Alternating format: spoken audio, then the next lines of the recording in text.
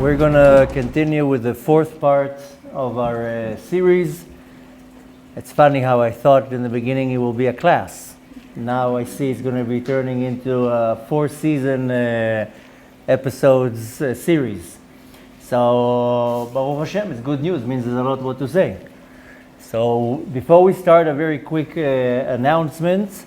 Part 1 and Part 2 went directly on YouTube. Part 3 went a very short part on YouTube, and then the rest went on atzmut.com. And the reason we did that is because I see that in the classes I get carried away a little bit and I start blabbing all sorts of things that I didn't plan.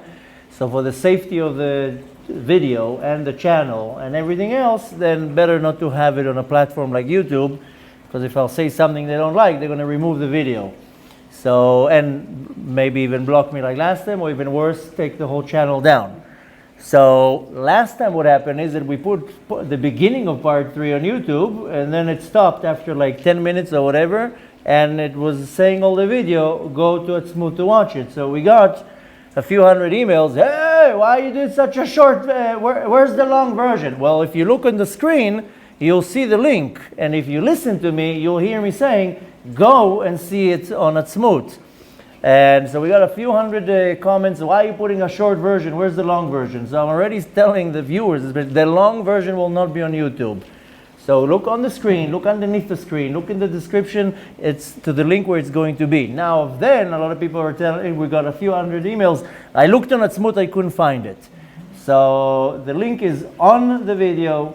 For the ones here, it's atzmut.com/Erev Rav. Don't have to be a rocket scientist to figure that out. Atzmut.com, and go to atzmut.com, not atzmut.org. Atzmut.org is a different website. It's on atzmut.com/Erev Rav, or just search in the search box Erev Rav, it will pop up. And all the long versions will go on Atzmut, and I'm only doing that because as I see how it's going, I just threw as a bone to a dog about the Israeli flag, and we got like 5,000 emails. Most of them are tell me more. Of course, we got a few like, how dare you talk about the Israeli flag, which, as I said before, not once and not once and not twice, I can really care less what people have what to say. So I am going to I think I'm going to enclose into this series, maybe we'll do a class or 2 or 3 or 5 about the entire foundation of Zionism, because people think that Zionism is something that is pro-Israel and pro the Torah. And even most Israelis don't even know that Zionism has nothing to do with the Torah. Zionism is against the Torah. Zionism is against the Kadosh Baruch Hu. Most Israelis don't know that. They get very offended. A lot of Americans or North Americans, Europeans, they say, I'm Zionist. No, you're not. You are pro-Israel. You love Israel. You are a Jew. You are not a Zionist. Don't call yourself a Zionist. Don't associate yourself with Zionism, because Zionism is saying, in other words, I'm against the Torah. I'm against God. I don't want to have God in my life. So that's what people don't understand, and it's not about stepping on people's toes, it's about waking people up. And a lot of people are not ready to hear it, which is fine. And, sometimes you knock hard, people will wake up. So we will throw a few classes in the series about Zionism, where it started, where it originated, who started, how is that came about, how Zionism is against God, where do you see all this? So therefore, I don't want to put these videos on a platform like YouTube, because sometimes it's the actual viewers that go and report to YouTube what the video is about. Somebody sent me not too long ago this beautiful picture. You see a lion with his nails out. He's like in a pursuit. His fangs are out, and he's running after like a deer or something. And the deer is like frantic, and the lion is behind about to grab him, and it says, not all your followers are your fan. So, and I loved it. I put it on my screen because it's true. Not all your followers are your fans. A lot of your followers are looking to say something that I can nail you down with it. Especially with me, I know a lot of individuals that are looking at my classes waiting that I will stumble and say something, that they can use it against me somehow. So the point is that I don't want these videos going on a platform like YouTube. It's going to go on a smooth, and I can already tell you we're going to talk about a lot of interesting things, because I wanted to make a quick class, a little bit about the Erev Rav, so people have some idea, but I see that there's a lot more to say, and it really, I'm not joking, it might take us another 10, 20 classes, whatever it is. It's nice, it's good classes, it's good to know, and the material is interesting, and mainly it's important. People should know who they're dealing with. People should know what's going on in this world, that it's not going to come as a surprise. And of course, there are the people who live in denial, and they choose to go with the mainstream. And as the famous quote in the movie Matrix, you take the red pill, I'll show you how deep the rabbit hole goes. But you want to take the blue pill, no problem, go to sleep, you'll wake up, believe what you want to believe. Follow the mainstream, follow the media feeds you, follow what Google and Netflix and Facebook and what they feed you, live a lie, and whatever. As long as you're happy with that, that's fine.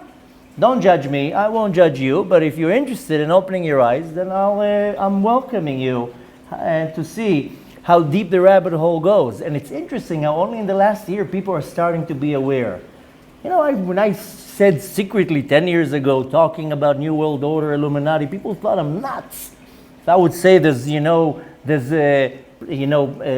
in the planet, there's civilizations living under the ground. People looked at me like, wow, I see the effect of the drugs never wore off. You're still high, huh?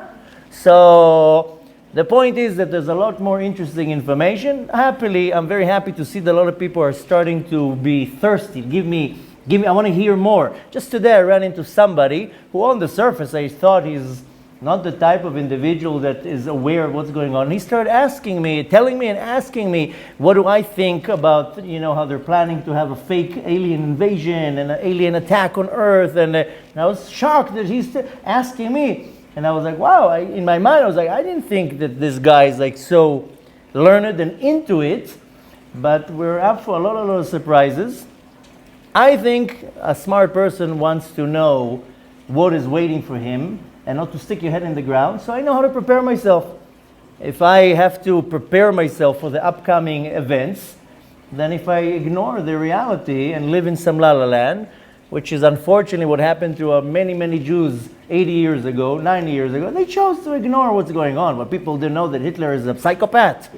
Everybody knew that, just most people chose to put their head in the ground. In 1938, Hitler, Rimach Shimo, stood on a podium and says that we're going to annihilate the Jews. They are the problem of the world. What more? Do you want a more clearer message than that? And I don't know how people didn't just pack their bags and left. Could be that's what's going on right now. It was very hard to already pack up and leave.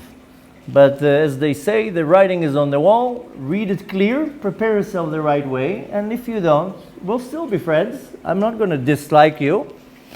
With that said, the longer versions will go on atzmut.com/Erev Rav, or follow whatever messages we put there, because we might put it on a different page to cover our tracks.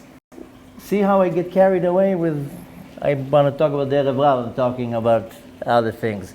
But it's sad because most people don't know what's going on around them. They cheer the leaders and they don't even understand that the whole system, and it's not only in Israel, it's everywhere, it's every country. You think you vote for your government. You don't vote for anything. You voted for Bennett.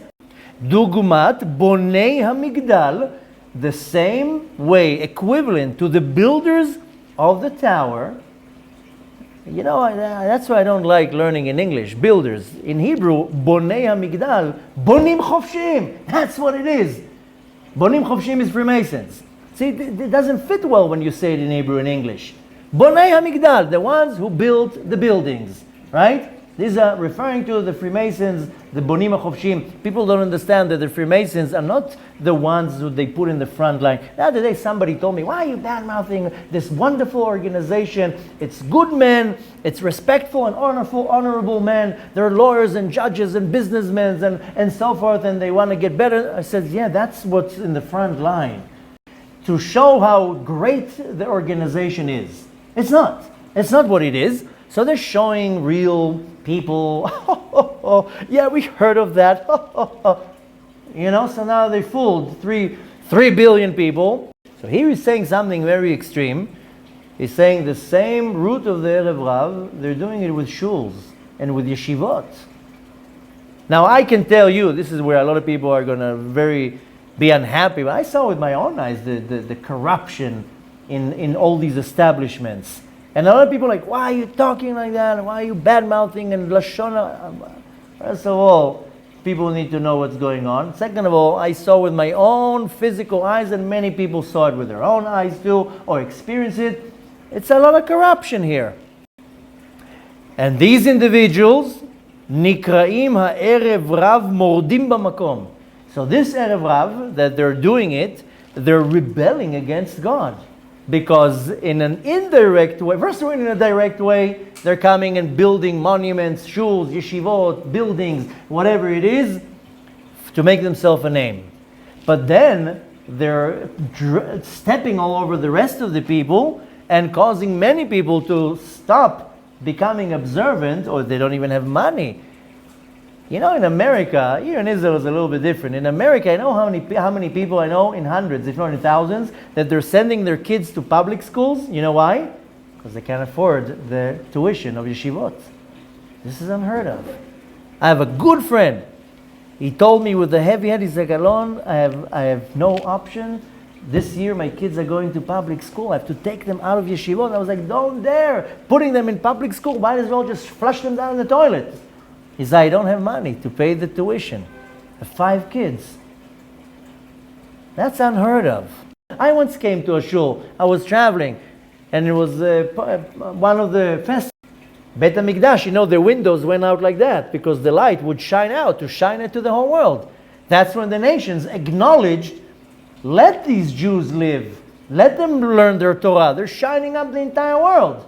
That's what's going to happen in the redemptions. The nations are going to see that we are the link that shines the Torah to the world. Why are you disturbing us? Why are you oppressing us?